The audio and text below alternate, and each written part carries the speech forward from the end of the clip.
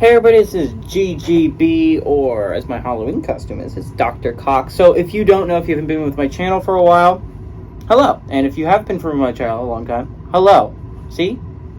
It's pretty cool if you subscribe to my channel. 2 hellos. Anyways, basically if you've been with my channel for more than a year or so, you'll know that my channel's been going on for about 3 years now. This is the 4th year, I think.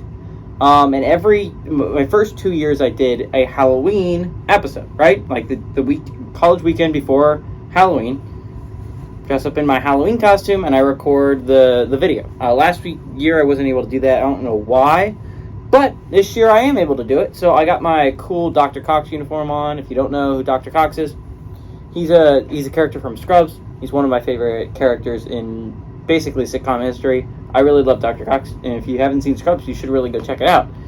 But at 12 o'clock, we have number 2 Ohio State, who's 7-0, traveling number 13 Penn State, who's 6-1, favored by 15.5 points on Fox. C.J. Stroud for Ohio State has gone 133 of 190 this year, thrown for 2,023 yards, 28 touchdowns, 4 interceptions. Mayan Williams on the ground has had 74 carries for 516 yards and 9 touchdowns. And Emeka Egbuka has 41 catches for 735 yards and 7 touchdowns. Sean Clifford for Penn State has gone 115 of 187, thrown for 1,445 yards, 13 touchdowns, 3 interceptions. Nicholas Singleton on the ground has had 82 carries for 561 yards and 7 touchdowns. And Parker Washington, Parker I hardly know her, has had 30 catches for 388 yards and a touchdown. Ohio State leads the series 22-14 all time. Last 5 games have gone up to Ohio State, ranging from 2017 to 2021. But if you go back to recent home games for Penn State, or obviously the most recent upset for Penn State was in 2016 when they ended up going to the Big Ten Championship with Saquon Barkley and winning it all.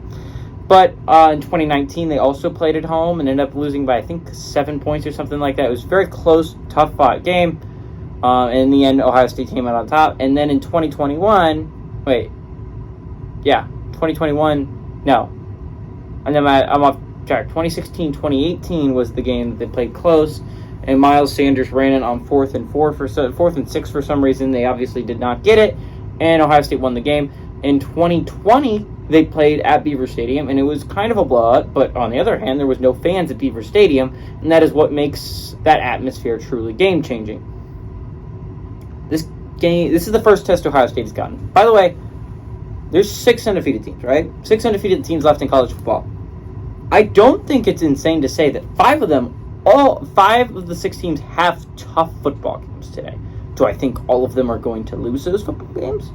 No, but I do think it's possible we could see it cut in half. Like, let's start out with here. This is going to be Ohio State's first real test, right? The best team, arguably the best team they've played so far, is either Notre Dame or Iowa. That's not the greatest schedule in the world, right? And Penn State hasn't been played pretty poorly against Michigan. Penn State is their toughest test, and it's going to be their toughest test till Michigan.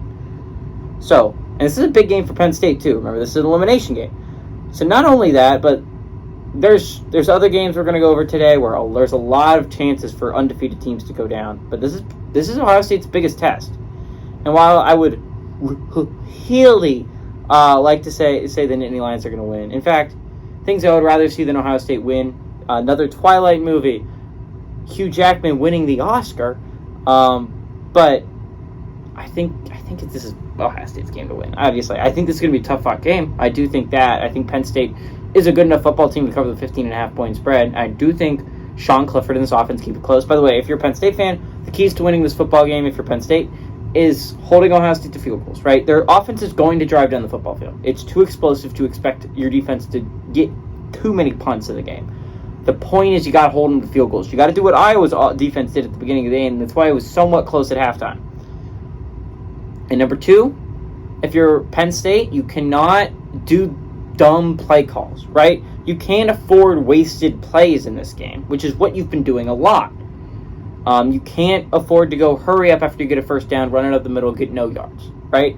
You can't afford to do that. And I don't understand why you keep doing it, but you can't afford to do that in this football game. And then number 3, you have to capitalize in red zone possessions. And number 4, you have to get the run game going. Be creative with it. Get runs to the outside. Do some read options. You have to get creative runs, but you have to get the run game going. Anyways, I'm going to give Ohio State the win here.